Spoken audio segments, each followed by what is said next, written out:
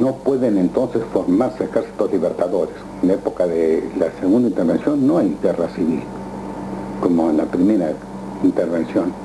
Entonces se levanta la Valle, Paz y la Madrid. Ahora no hay, porque nadie, no hay gente. No hay gente que se anime. Y ahora los franceses e ingleses, que tienen una escuadra muy poderosa, entran por el río Paraná, cometiendo una cantidad de desmanes. Primero en el Río de la Plata, donde toman Martín García y bombardean ciudades. Y cuando se meten por el río Paraná, Rosas los espera en el río Paraná. Los espera porque él ha formado baterías. La batería más importante era de la Vuelta de Obligado. Allí hay baterías y hay cadenas que cortan el río. Y entonces los barcos van a tener que detenerse para cortar las cadenas, y entonces serán atacadas por las baterías de tierra. Claro que es una lucha muy desigual, porque los barcos franceses e ingleses son barcos acorazados, son barcos que tienen cañones rayados, que son los últimos modelos de cañones, los obuses Payshan o los cañones Paysard de los franceses. Son barcos muy preparados para la lucha, y Rosa no tiene sino los cañoncitos criollos, muchos de ellos de bronce, que podían mandar una bala a lo sumo a 300 o 400 metros. No tenía el poder de penetración ni el poder de los barcos ingleses, pero no importan. Él los espera primero en la Vuelta de Obligado, en Recordó, poco después de San Pedro. Allí él ha puesto la cadena, ha colocado las baterías, lo comanda el general Mansilla como jefe de las baterías, con la orden de resistir todo lo que pueda, no rendirse. Y efectivamente, así pasa. Llegan los barcos, se encuentran ante unas baterías. Valentín Encina, unitario de Montevideo, ha dicho: es locura la de Rosas, ¿qué quiere hacer? ¿Cómo va a poder resistir a los ingleses y franceses que tienen las mejores armas del mundo? Solamente un loco puede hacer esto. Pero es una heroica locura. Cuando se acercan los barcos franceses e ingleses, Mansilla da la orden de fuego y luchan todo el día 20 de noviembre del año 45. Caen muchos argentinos, pero como dice Rosas, los gringos no se la van a llevar de arriba. Caen también muchos ingleses y franceses y quedan averiados muchos de sus buques. Consiguen al final romper las cadenas y cruzar, pero ¿a qué costo? ¿Podría ser beneficiosa una guerra así? Cuando llegan las noticias a Londres y a París de la Vuelta de Obligado, que después fue continuada porque los barcos que cruzaron la Vuelta de Obligado fueron vueltos a atacar en Ramallo, en el Tonelero, en San Lorenzo, en donde hubiera un recodo del Paraná, donde Mansilla transportaba los cañoncitos criollos a lomos de caballo o de lomos de mula, y los establecía como se podía y les seguía tirando a los ingleses y franceses. Y les hacía su baja tras baja a ellos y el navío de transporte, porque se llamaban navío de transporte mercantil, que querían llevar hasta Paraguay y que no llegaron. No pudieron llegar porque no fue imposible. Y cuando llegan las noticias de Inglaterra y Francia, los franceses un poco más, diremos, patrioteros, se entusiasman y hablan del triunfo de Obligado. Y hasta llevan unas banderas que tomaron a Obligado, que no eran banderas de guerra, sino banderas que tomaron en unos botes, en triunfo hasta la tumba de Napoleón. Y bautizan a una calle de París con el nombre de Obligato. Pero esos son los franceses, que son patrioteros y que ellos no han gastado tanto, porque la plata sobre todo es inglesa, pero los ingleses, que les cuesta mucho dinero, no reciben aquello como un triunfo. Es muy caro luchar contra Rosas. ¿Qué se gana con eso? ¿Vamos a poderlo vencer a Rosas? Ya casi oye la voz de San Martín, que el viejo estaba en Francia y seguía atentamente lo que pasaba en su patria. Y la Vuelta de Obligado lo ha entusiasmado. Y San Martín escribe a su gran amigo Guido, diciendo: me gusta la acción de Obligado. que ha demostrado que los argentinos, pocos o muchos, sin contar los elementos, somos capaces de detener a las naciones más poderosas del mundo, que han aprendido ahora que los argentinos no somos empanadas que se comen con solo abrir la boca. Y hasta explica San Martín, además de las cartas obligadas, publica en los diarios, en Bélgica, en un diario belga, pero para que lo lean, lo publica en francés, para que lo lean los franceses y lo lean los ingleses, la opinión del mejor general argentino sobre las ventajas que pueden sacar Inglaterra y Francia de esta guerra. ¿Qué ganan? El río. ¿Para qué le sirve el río? Sirve, digamos, para navegar, pero si Rosas a cada momento va a poner cañones, va a poner cadenas, no sirve ni para navegar. ¿Pueden acaso tomar posiciones fuera del río? Imposible. Si quisieran, tal vez podrían tomar Buenos Aires. Con bombardear Buenos Aires, causar una masacre tremenda, donde morirían muchos habitantes de Buenos Aires que son franceses o ingleses, se apoderarían de Buenos Aires. Pero ¿cómo la mantienen? Porque Buenos Aires es una ciudad que tiene cerca de 100.000 habitantes en aquella época, una ciudad que produce alimentos. ¿Lo van a sacar de la pampa? No, Rosa, con retirar el ganado un poco lejos de la costa, los va a obligar a capitular. No ganan absolutamente nada. La guerra está perdida por la habilidad de este gaucho. Y efectivamente los ingleses y franceses se dieron cuenta de la aventura, era una aventura fracasada. Ellos creyeron que todo se arreglaba a cañonazos. Rosa le demostró que los argentinos sabían morir también, y podían morir, y que podían ganar la guerra. Podían ganar. Rosa estaba seguro que la ganaba. Cuando el primer ministro, los dos primeros ministros francés e inglés que vinieron a Buenos Aires, Lord Howden y el conde Walewski, dos altas autoridades diplomáticas, porque los franceses e ingleses, después de haber querido amedrentar, como ellos decían, a Rosas con una expedición naval de gran importancia, ahora van a hacer una expedición diplomática, dos grandes diplomáticos, para embarullarlo a este gaucho bruto, que todos los diarios decían que era un gaucho sin mayores letras, que su único prestigio era porque sabía andar a caballo, porque sabía bolear bien. Y Rosa se entiende con Howden y con Walewski y les plantea la paz. Podemos hacer la paz. Al fin y al cabo, entre Inglaterra y Francia y nosotros no hay una guerra nacional, es una guerra comercial. Ustedes quieren una guerra para ganar ventajas. Bueno, yo no les voy a dar las ventajas que ustedes pretendían, pero algo pueden sacar. Muy bien, te modificaría la ley de aduana. No, la ley de aduana no se toca. La ley de aduana es en beneficio de las industrias argentinas, industria manufacturera, pero eso no se toca. Yo lo único que les puedo permitir a ustedes es tratarlos como una nación amiga, pero sujeta a las leyes de todas las demás naciones. No habrá ventaja para Inglaterra y Francia. No solamente habrá ventaja, sino que Inglaterra y Francia se van a retirar de Montevideo, porque están apoderados por la fuerza de Montevideo. Lo han echado al presidente uruguayo, al general Oribe, y han puesto a un títere, a Rivera. Bueno, eso tiene que desaparecer. Tiene que volver Oribe a Buenos Aires, a Montevideo. Pero caramba, si Oribe vuelve a Montevideo, Oribe es capaz de incorporar al Uruguay a la Argentina. Eso pregúntenselo ustedes a Oribe. Si lo quiere hacer, ni ustedes se meten ni yo me meto. No se podía tratar con un hombre así. Esta es la paz. Pero hay algo más. Ustedes han hecho una guerra injusta.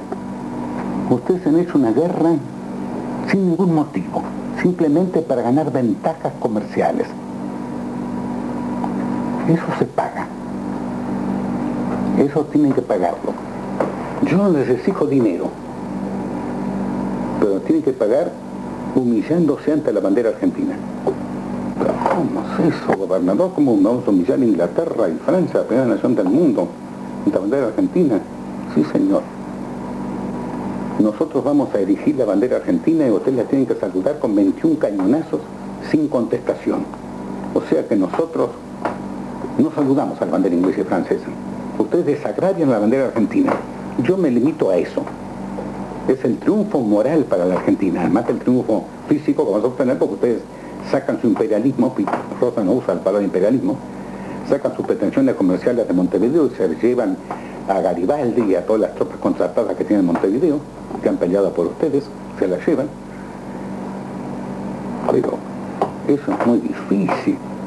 ¿Cómo vamos a humillarnos ante la bandera argentina a Inglaterra, la primera nación de Europa, y a Francia, que junto con Inglaterra puede llamarse primera nación? Y Rosas le dice a Lord Howden, que es el que dice estas palabras: discúlpeme, mi lord. Eso lo he encontrado en el mensaje que hace Howden a su gobierno, de las entrevistas con Rosas. Discúlpeme, mi lord, le dice Rosas. La primera Inglaterra y Francia serán las primeras naciones del mundo en Europa, pero aquí la primera nación, la Confederación Argentina. ¿O no? Sí, lo era porque peleaba, el que ganaba. Muy bien, tuvieron que firmar y tuvieron que humillar a Inglaterra y Francia ante la bandera argentina. Acá está la política de Rosas de defensa de la soberanía. Y finalmente, como último punto, la política que Rosas llama de la defensa de las naciones americanas, si se entiende hispanoamericanas, ante los estados comerciales, o sea, los imperialistas. Porque había que apoyar al Uruguay, que estaba dominado por Inglaterra y Francia. Había que apoyar a Bolivia, que tenía también su intervención inglesa allí. Había que protestar porque los ingleses quisieron tomar Ecuador. Decía, no tomar. Y sí, pero en cierto momento ellos apoyaron la expedición de Flores. Toda esa obra que hace Rosas con el archivo americano y la ayuda que promete a todos estos países y que la cumple, en el caso de Bolivia los apoyó en grande para terminar con el poderío militar que había en Bolivia y levantar la figura de un caudillo popular, un curioso caudillo de gran prestigio, Manuel Isidoro Belso, que será desde entonces un firme aliado de Rosas. Todo esto hay que hacerlo por lo americano, por nosotros. Y él estableció en las leyes de la provincia de Buenos Aires, y la hizo establecer en las leyes de distintas provincias, que no había diferencia entre los habitantes de cada país de América. Y cuando al hacer los tratados con Inglaterra y Francia quisieron que se tratara a los ingleses y franceses con benevolencia entre todos los demás extranjeros, Rosas no aceptó porque dice, hay extranjeros y extranjeros. Hay extranjeros con los cuales no tenemos nada que ver, que vamos a poner en el mismo estado que ustedes. Pero hay personas consideradas extranjeras legalmente que son nuestros hermanos, como son los de los países hispanoamericanos, y a eso lo tenemos que dar ventajas. Entonces se estableció que la Argentina podía dictar leyes que favorecieran a los países hispanoamericanos, sin por eso estar obligados a favorecer a Inglaterra y Francia. Esa fue la política de Rosas. Esos 4 puntos es lo esencial de la política de Rosas. Son los 20 años más nacionalistas, más poderosos de la Argentina. Bueno, tenemos que seguir en otra clase. ¿Se ve el micrófono?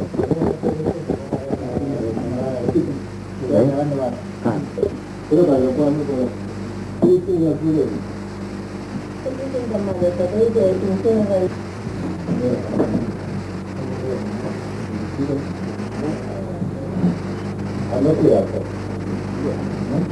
Bien.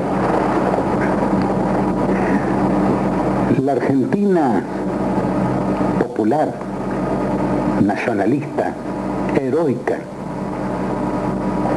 de los tiempos de Rosas, cayó en 1852, en la batalla de Caseros.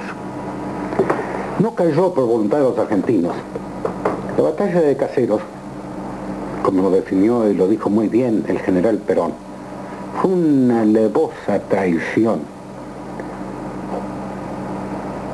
Porque la Argentina estaba en guerra con el Imperio de Brasil, guerra que no figura en la historia nuestra, la historia común, porque la historia nuestra está toda tergiversada. Esta guerra fue declarada el 18 de agosto de 1851 y era una guerra que la Argentina la ganaba. Tenía dos ejércitos poderosos, uno el ejército de operaciones mandado por el general Urquiza, gobernador de Entre Ríos, y otro el ejército que se llamaba aliado de vanguardia, mandado por el presidente de la República Oriental, pero aliado de la Argentina, Manuel Oribe. Contra ellos Brasil no tenía nada más que su dinero. Brasil era rico, tenía el monopolio de la producción de café, puede decirse, del mundo, tenía muy buena escuadra, pero como ejército no tenía combatientes que se puedan comparar con los argentinos. Y acá sucedió algo alevoso. El Imperio de Brasil, que tenía sobre nosotros la ventaja de tener una aristocracia muy patriota, todo lo esclavista que se quiera, pero muy patriota, que estaba gobernando Brasil, resolvió comprarse al general argentino que mandaba el ejército de operaciones. No voy a entrar en detalles de esto. Se lo compró y el general argentino se pasó con todo su ejército al enemigo. Con lo cual la Confederación estaba vencida, porque el general, otro ejército, el ejército aliado de vanguardia, tuvo que capitular. Y entonces pasaron los brasileños y el ejército que había dejado de ser argentino al unirse con el enemigo, y combatieron en Caseros contra unas cuantas tropas, voluntarios, que preparó Rosas, porque no tenía tropas para luchar, y fue derrotado, lógicamente, porque tenía que ser derrotado. Sin más no hecho, escribió Rosas a la tarde de Caseros, a la legislatura, sin más no hecho por la defensa de nuestro honor, de nuestro patrimonio, es porque más no he podido. Fueron sus últimas palabras, y se fue.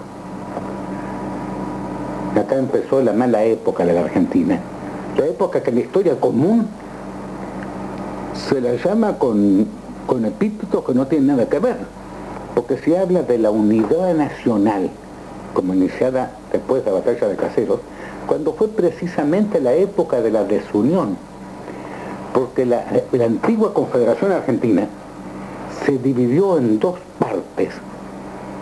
Una que mantuvo el nombre de Confederación Argentina, formada por 13 provincias, con capital en Paraná, y cuyo presidente de la República era el general Urquiza. Y la otra, llamado el Estado Soberano de Buenos Aires, con capital en Buenos Aires y con otra constitución, que tuvo varios gobernadores, Pastor Obligado, Valentín Alsina y finalmente Bartolomé Mitre. Y entre la Confederación y el Estado de Buenos Aires hubo una guerra continua durante muchos años. Pelearon desde 1852 a 1861, 9 años. Eran dos estados separados, cada uno de ellos reconocido por distintas naciones. Es decir, se había fragmentado. Era un cisma, y se llama época de unidad nacional, cuando unidad era en la época de Rosas.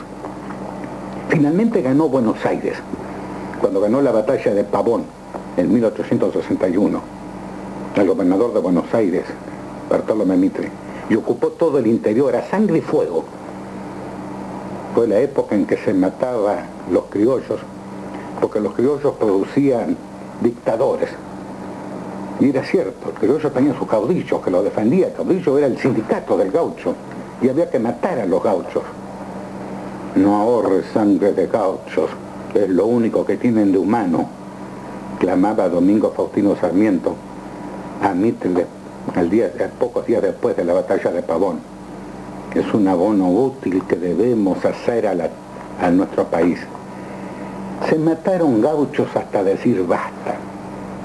Esta época, la época de la ocupación del interior, la época que motiva el levantamiento del Chacho, el levantamiento de, más tarde, de Felipe Varela, de Sá, de tantos otros caudillos, meros representantes de una Argentina que desgraciadamente se iba, una Argentina en la cual se sacrificaba a toda esa gente, se quería hacer una nueva Argentina, una Argentina sin argentinos, una Argentina sin gauchos, porque eso eran malos elementos.